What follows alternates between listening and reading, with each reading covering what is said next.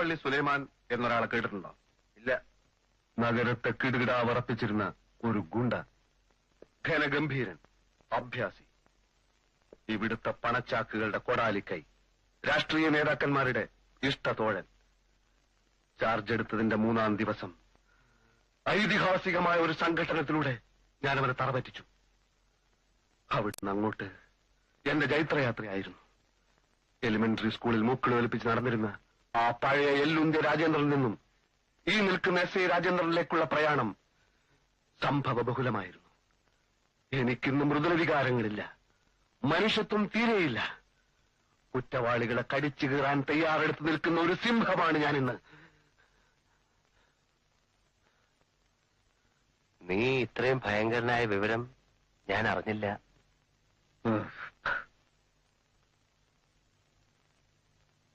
ഇവിടെയാണോ താമസം? അതെ. തനിച്ചാണോ? കല്യാണം ഒന്നും കഴിച്ചില്ലേ? കല്യാണം ഈ ജീവിതത്തിൽ അതുണ്ടാവില്ല. അതെന്താ? ഗോപാലകൃഷ്ണ, ഒരു പോലീസ് ഉദ്യോഗസ്ഥൻ ഒരു സന്യാസിയാണ്. സന്യാസി ആത്മീയതക്കായി സ്വയം അർപ്പിക്കുന്നു. ഒരു പോലീസ് ഉദ്യോഗസ്ഥൻ രാഷ്ട്രത്തിന് വേണ്ടി സ്വയം സമർപ്പിക്കുന്നു. സത്യവും നീതിയുമാണ് എന്റെ ഭാര്യ. ഏതെങ്കിലും ഒരു പീറപ്പെണ്ണിന്റെ മുമ്പിൽ അടിവറക്കാനുള്ളതല്ല ഈ ജീവിതം. നീയാളൊരു മഹാനായി മാറി. അതെ. ഇനി പറയൂ, എന്തിനാണ് നീ റോഡിൽ വെച്ച് തല്ലുണ്ടാക്കിയത്? പറയാം. നിന്റെ ഡിപ്പാർട്ട്മെന്റിനെ ഒരാൾ അപമാനിക്കാൻ ശ്രമിച്ചു. ആരാലും ഞാൻ വിടില്ല. അടങ്ങ് ഞാൻ പറയാം. വേഗം പറയൂ. അത് പിന്നെ എന്റെ ഒരു വീട് ഇവിടെ വാടകയ്ക്ക് കൊടുത്തിരുന്നു. അവര് വാടക എന്നവര് കറക്റ്റായിട്ട് ആയിരുന്നില്ല. ഇറങ്ങാൻ പറഞ്ഞിട്ട് ഇറങ്ങുന്നില്ല. ഒടുവിൽ ഞാൻ അവരോട് പറഞ്ഞു പിന്നെ പോലീസ് കംപ്ലൈന്റ് ചെയ്യുന്നു.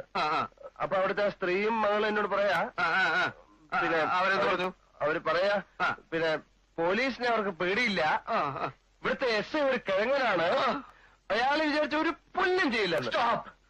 മതി ഗോപാലകൃഷ്ണ, മതി. എനിക്കിപ്പോ അവരെ കാണണം. എനിക്ക് അവരോട് പ്രതികാരം ചെയ്യണം. പുറപ്പെട്.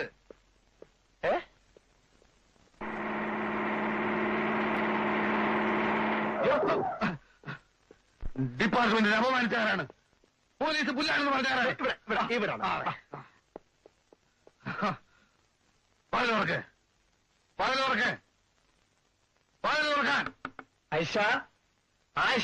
എന്തേ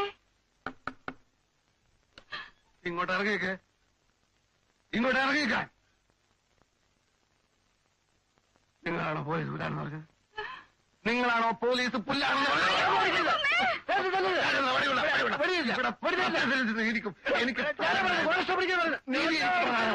എനിക്ക് നീതി വേണം. വീട് ഒഴിയാൻ പറഞ്ഞാൽ മതി. നമുക്ക് പിന്നീട് തല്ലാം. അപ്പൊ എനിക്ക് ടൈം ഉണ്ടാവില്ല. എനിക്കിപ്പോ തല്ലണം. വീട് ഒഴിയാൻ പറഞ്ഞാൽ മതി. മതിയോ? ഇപ്പൊ അങ്ങനെ മതിയല്ലേ? ഇങ്ങോട്ട് ഇറങ്ങിയതല്ലേ? ഇപ്പൊ ഞാൻ തല്ലുന്നില്ല. പക്ഷെ 24 മണിക്കൂറിനകം വീട് ഒഴിഞ്ഞില്ലെങ്കിൽ ഞാൻ ഇനിയും വരും. എല്ലാത്തിനെയും നേരത്തെ തല്ലും. പോലീസ്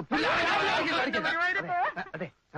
ഏതായാലും വന്ന സ്ഥിതിക്ക് അയൽവക്കാരെ കൂടെ ഒന്ന് വരട്ടിയാലും ഒറ്റ പോലീസിനെ പേടിയില്ല.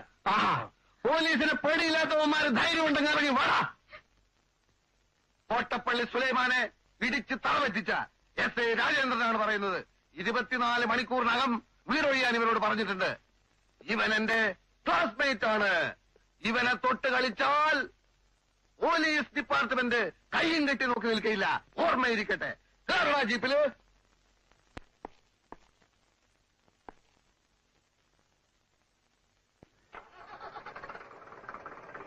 എല്ലാവന്മാരെയും അടുത്ത പ്രാവശ്യം വീണ്ടും ഞാൻ പാഠം പഠിപ്പിക്കും.